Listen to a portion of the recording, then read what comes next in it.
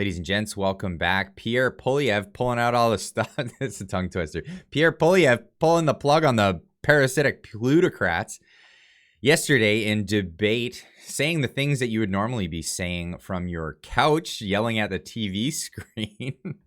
Pierre Poilievre. This from Keean, Bexte, and this is Pierre Poilievre going after the plutocratic World Economic Forum candidate for the conservative leadership. Someone dial 911 because Pierre Poilievre just killed Jean Charest's career in front of the entire country. Let's have a look. Start with the trucker convoy. It's something we've already been discussing. You've been criticized for your support for the trucker convoy. One of your fellow candidates has even said you should be disqualified for leadership of the party based on your engagement with the convoy.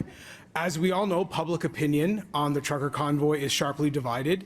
The Trudeau government and the mainstream media have gone to great lengths to vilify the truckers. And back in February, you said that you were, quote, proud of them. That's right. Has your opinion on the trucker convoy changed since? And is your support of the truckers a liability moving forward? No and no. My position has not changed. I said at the very outset before they even arrived that I simultaneously stood with the law-abiding and peaceful truckers who were fighting for their livelihoods and liberties while condemning any individual who breaks the law, blocks critical infrastructure, or behaves badly. That is the position I took then. It's the position I take now. Now, Mr. Charest learned about the trucker convoy on CBC, like other Liberals, and he misrepresented them.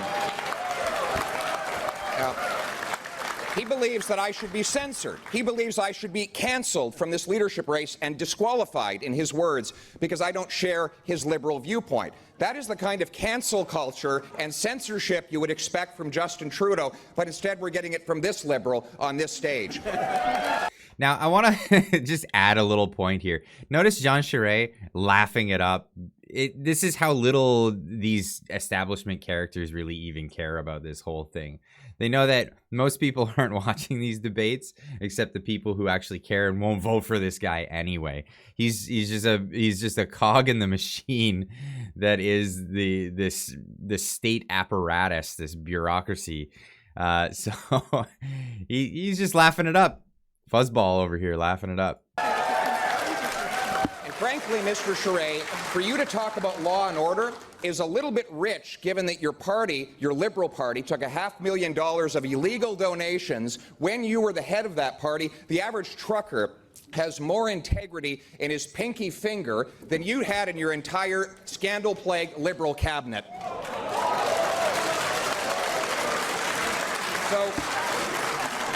So I do stand up for the freedoms of Canadians, and I acknowledge that the working class has been demolished in this country over the last couple of years. We don't need elites who've been able to rely on special contracts with Huawei to look down on them and call them criminals. Instead, we need to stand up for the people who are struggling and give them hope for the future, and that's what I will do. That's right. That's right. So just tearing a strip into him on this stage. Now, in that clip, there's no response from Jean Charest, but I got this clip here from, I believe this is from the CTV News, and this was a clip of him responding to Pierre Poilievre. And well, just listen for the response from the crowd. And on the Hill, I agree with Scott. This mess that we witnessed is the fault of Mr. Trudeau.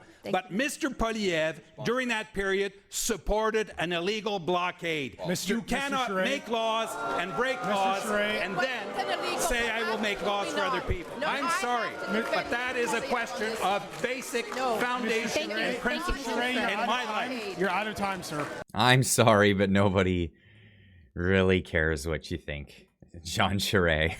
Especially not on that side of the aisle anyway. So I don't know. The question of the day is, what do you think of Pierre Poilievre? He wins. If he wins, do you think he's going to win the Conservative leadership? Do you think if he wins the Conservative leadership, he's going to take this kind of fight to Trudeau? And how will the rest of Canada perceive that? Actually, a Conservative coming, or at least not even a Conservative opposition, even if you're not Conservative, but a Conservative in his case, actually coming to actually debate and not just be a wet noodle against Trudeau moving forward. Anyway, that's the question for you guys. That's all I have for you on this at this moment. Check out the next video. Subscribe to the channel. And we'll see you in the next one. Keep on trucking.